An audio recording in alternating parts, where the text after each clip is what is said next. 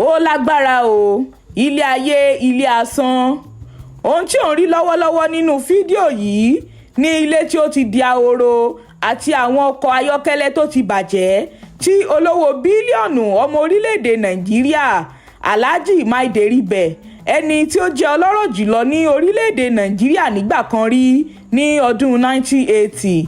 Àwọn ọkọ̀ ayọ́kẹ́lẹ́ olówó iyebíye tí wọ́n ti bàjẹ́ fọ́nká tí ẹ̀ ń wò yìí wà lára àkójọpọ̀ àrà ọ̀tọ̀ rẹ̀ ṣùgbọ́n tí wọ́n ti fi sílẹ̀ báyìí láti bàjẹ́.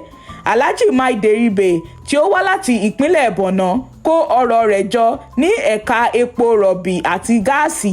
Wọ́n mọ̀ ọ́n dáadáa fún kíkọ́ ilé ńlá wúrà àti òkúta mábù tí ẹ̀ ń wò yìí ní Màdúgùrí, ilé tí wọ́n sọ pé ó gba ọdún 10 gbáko láti parí rẹ̀. Ní ọdún 1980, ìwádìí tún fi hàn pé ó ní ọkọ̀ òfurufú aládàáni ní orúkọ rẹ̀.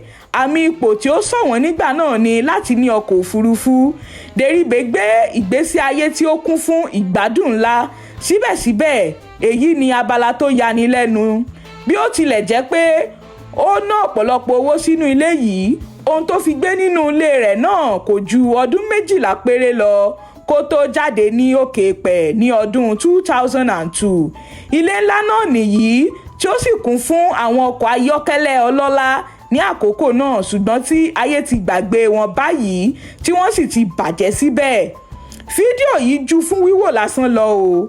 Ó ń ṣiṣẹ́ gẹ́gẹ́ bí ìránnilétí àti ẹ̀kọ́ tó lágbára pé bí ó ti wulẹ̀ jẹ́ pé a lè lépo owó, òkìkí àti ọrọ̀ láwùjọ ní gbogbo ìgbésí ayé wa, nígbẹ̀yìn ogún àti ohun òní yìí òun kọ́ ni ó gbẹ̀yìn wa ṣùgbọ́n orúkọ rere tí a fi sílẹ̀. Nítorí náà kò sí bí ó ti wulẹ̀ rí kí o lówó tó tàbí kó o wà nípò àtàtà, máa rántí pé ìgbẹ̀yìn ló ṣe pàtàkì.